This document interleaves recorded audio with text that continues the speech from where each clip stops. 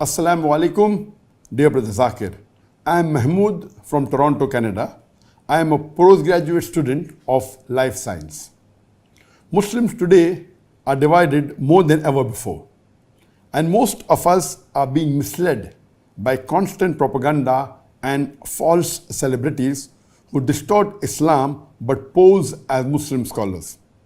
My question to you is, how can we get united Muslim Ummah as envisioned by our Prophet Muhammad Sallallahu Alaihi Wasallam?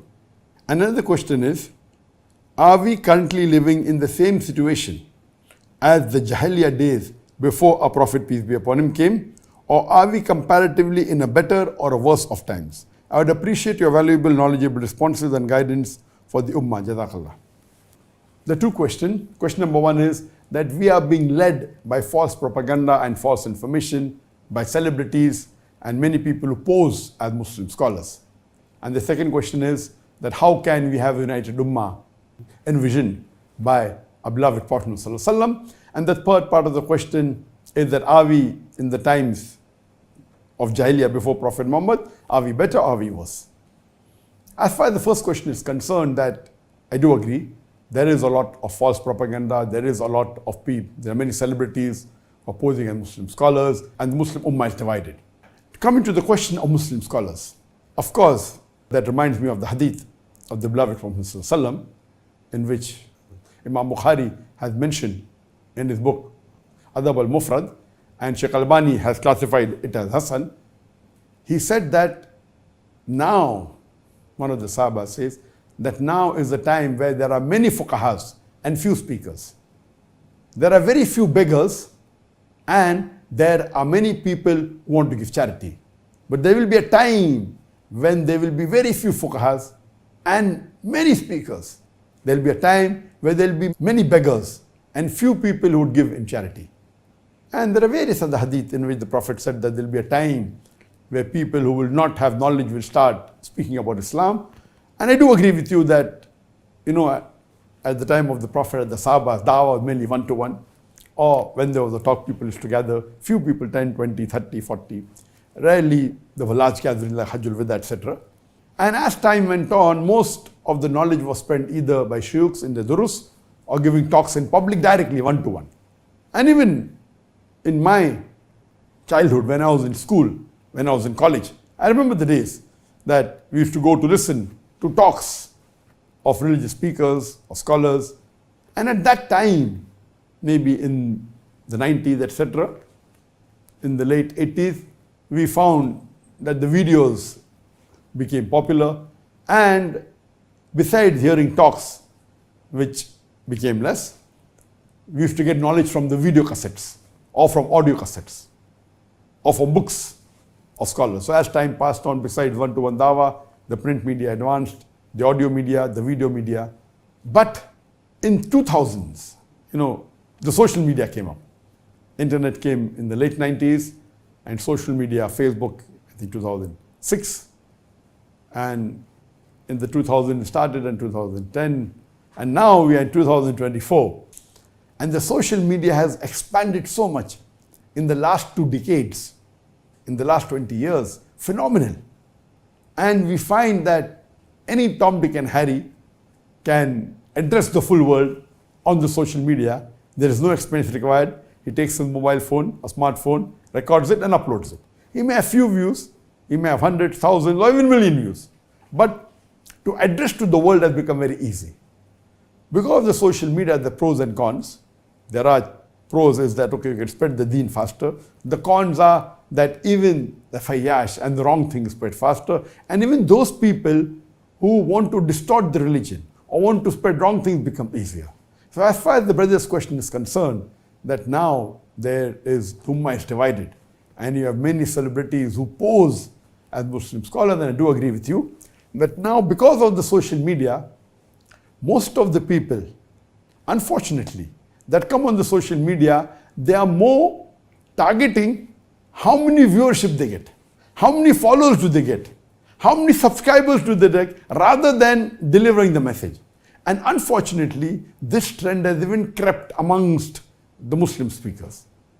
I'm not talking about the non-Muslims, what they're doing wrong, but even amongst the Muslim da'is or the Muslim Islamic speakers, most of them, I wouldn't say all, are more bothered about how many views they gather on the videos, how many subscribers they have, how many followers they have on the social media, and what's happening by this trend. It's happening to the non-Muslims also in this other social media, but unfortunately, even amongst the Muslim speakers, what's happening is that instead of the knowledgeable people guiding the society is guiding the knowledgeable people. So those people who come, they are more bothered on what the society likes, so they tailor their talks according to society, not according to what is required by society. So, you know what, when we consult the experts of social media, they'll say, okay, if you want more views, you're an Islamic speaker, but you make a video on how to cook. So when you start making a video how to cook biryani, maybe you'll get 1 million views. And what they're saying is a fact. Because, people like to know things which are different, not only talks.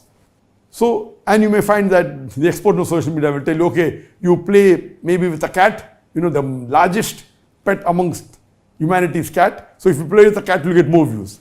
So unfortunately, not all, but many, can say most of them, are guided by the society on what they want. So they're changing their matter on what is wanted by society rather than what is required by society. And this trend is very dangerous. And coming to your question of Muslim scholars, I would say that based on the hadith, that the fuqahas are very few. According to me today, the scholars are only a handful, maybe 100 or maybe a couple of hundred, not more than that. Not like the previous days where there were many scholars, every country had, mashallah, tens and hundreds of scholars. Now, in the full world, if you have to name, you hardly be able to name 100 scholars, leave aside more than that.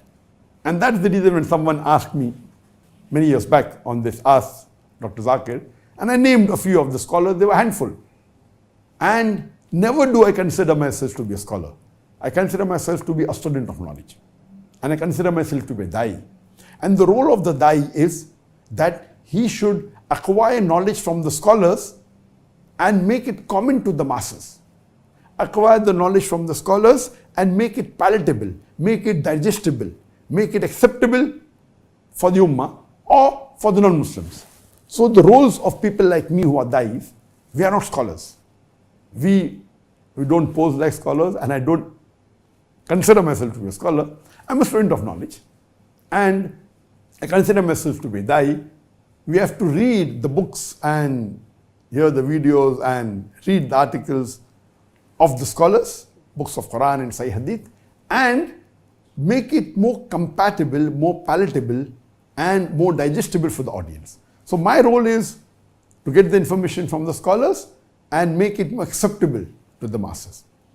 Coming to your second question, that what should be done to envision the idea or thought of Prophet Muhammad ﷺ of one ummah.